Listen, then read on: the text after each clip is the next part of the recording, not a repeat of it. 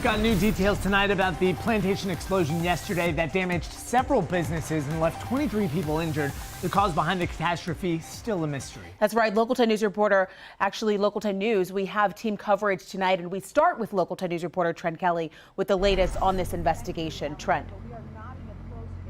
Yeah, Alex, Andrew, you can see the entire lot behind me still chained off at this hour, preventing the public from accessing this site. A lot of the debris out here still has yet to be cleaned up. That's because investigators, well, they're planning to sift through some of the rubble out here, trying to find any clues that could help them pinpoint the exact cause of yesterday's massive and destructive explosion. My car is still in the garage, so I'm pretty sure it's not drivable.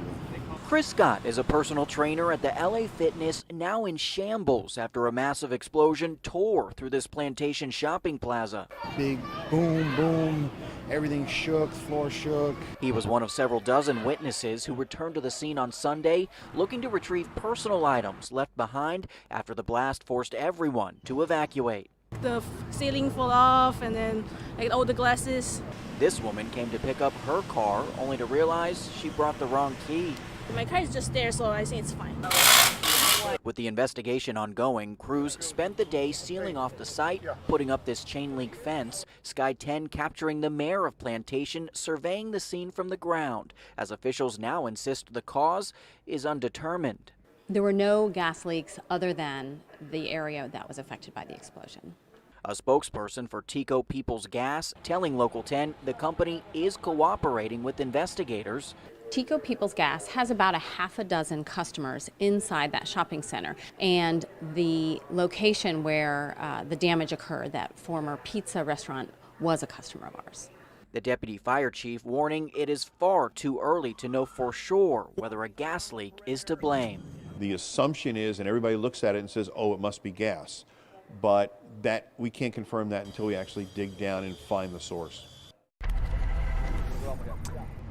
Yeah, and that's a process that we're told could take several days. The deputy fire chief also saying today, guys, that this plaza had recently been renovated. One additional aspect that investigators will no doubt be looking very closely at. Now, as for the victims in this incident, we're told all of them have been released from the hospital with the exception of one. That person still at Broward Health tonight, said to be in fair condition. We're live in Plantation tonight. Trent Kelly, Local 10 News. And all new tonight, we're hearing from a captain with Broward Sheriff's Fire Rescue who rushed in to help just moments after that blast. Captain Todd Neal had just finished a workout at that LA Fitness. Then he went across the street. That's when the explosion happened. He ran right back in to help. It's surreal at first. You have a gut reaction. You have no trepidation. You just start making your way to where you believe the ground zero or the issue is going to be. So get this, Captain Neal helped about 10 people after that blast. He was even seen carrying one person to safety. Our team coverage moves now to Leanne Motorhome. She has the details on what's next for some of the business owners affected. Leanne. And for example, today I spoke with the owners of Code Ninjas. They're located right next door to where this blast took place. There is nothing left of the business. But the scary part is that they say that on a normal Saturday, that place would be filled with kids. But because of the holiday weekend, it was empty, likely saving dozens of lives. As night fell on the rubble left behind after a massive explosion at a Plantation shopping center, police kept a watchful eye on the area Sunday night, which remains closed off to the public. It was a loud boom. The blast at the market on University sent dozens of people running for their lives, destroyed the former Pizza Fire restaurant where the explosion was centered, and caused varying degrees of damage to a total of 19 neighboring businesses. It's just basically gone. Yeah. It doesn't exist. Tracy and Eric Leon owned Code Ninjas, which was located directly next to the old Pizza Fire. We do computer coding with kids ages 7 to 14. The business's proximity to the blast center means the entire place is now in pieces. I can't recognize anything.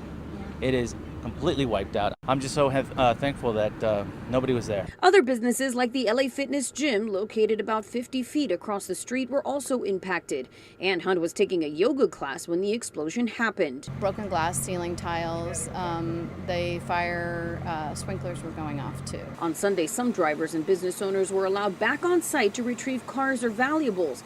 Code Ninja's owners say they will be back tomorrow. We'll see the property around 9 o'clock. I guess inspectors will want to ask us a few questions. Plantation Fire tells us safety inspectors are hard at work looking at prior inspection records and checking for structural integrity to surrounding buildings. They'll have all those records and they'll be able to go through them and look and see if there's any kind of a history.